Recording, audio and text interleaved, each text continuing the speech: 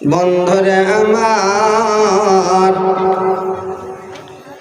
এবার আল্লাহর নবীকে সঙ্গে করে নিয়ে দুম্বা ভেড়া বকরি চড়াতে চলে গেল।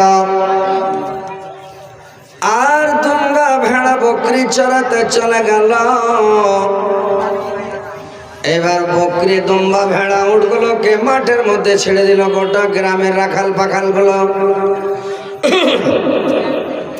এবার সবাই এক জায়গায় জমা হলো খেলাধুলা করার জন্য। হঠাৎ পশ্চিম দিকে ঝড় মেঘ উঠে গেল রে ভাই। এমন ঝড় শুরু হলো, বাজ পড়তে লাগলো, বিজলি চমকে চাড়া বিজলি চড়কিতে লাগলো। আর বিজলি যখন চমকিতে লাগলো রে ভাই, আর বিজলি যখন চমকিতে লাগলো, গরু বাছুর সব মাটির ধিড়কে গেল। আর ধিড়কে বাড়ির দিকে পালাতে লাগলো। আর যতগুলো রাখাল ছিল সব বকরি ছাগল দুম্বা ভেড়া ঘোরার জন্য দৌড় দিয়ে দিল। আর জঙ্গলের দিকে থেকে দুটা লোক আসলো, একেবারে সাদা ধপধপা, সাদা টুপি, সাদা দাড়ি, সাদা পাঞ্জাবি, সাদা পায়জামা।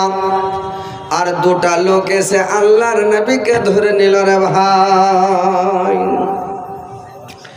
দাই হালে মার বাড়ি হাতে কিছু দূরে ছিল,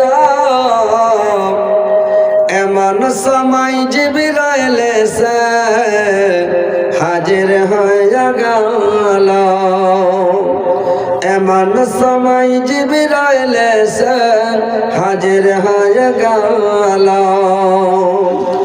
নবীজিকে ধরে তিনি, নবীজিকে ধরে তিনি ফেলেন জমিন পরে। সিনা চাকি করে আমার হদ পেল চিরা, সিনা চাকি করে আবার হদ পেল চিরা। একটি রক্তের ঢিমা কাটক, একটি রক্তের ঢিমা কাটক বের করে নিলেন। জমজমের পানি দিয়ে হদ পেলে ধুলেন, জমজমের পানি দিয়ে হদ পেলে ধুলেন। ধুয়ে মুছে সাফ করে, ধুয়ে মুছে সাফ করে সিলা করে দিলেন। যেমন কার সিনা ছিল তেমনই হয়ে গেল।